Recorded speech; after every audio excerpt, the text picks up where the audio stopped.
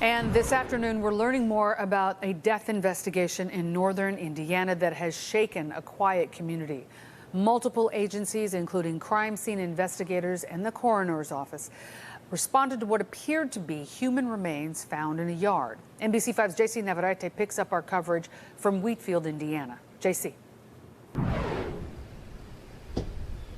Mary and Alex, unfortunately, this investigation has taken a very, very dark turn, and that update coming in just a few minutes ago. I apologize for referencing my phone here, but I just want to make sure I get all the details right for you here. I can tell you that this investigation stems from September 20th. That's what the Sheriff's County is telling us here at Jasper, as well as the coroner's office is telling us here. Let's get to the details here because there's a lot to digest this afternoon. The Sheriff's office tells us that back on September 20th, they received a report here of a person that had confessed to killing two of their children who remain unidentified and burning their bodies in a backyard fire pit in this home behind me.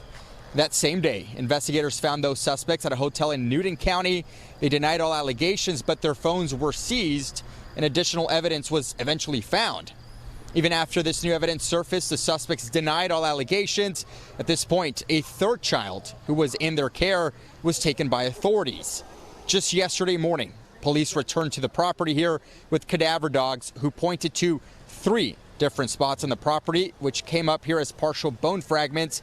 Those bone fragments are now being analyzed by a lab in Indianapolis and are pending confirmation.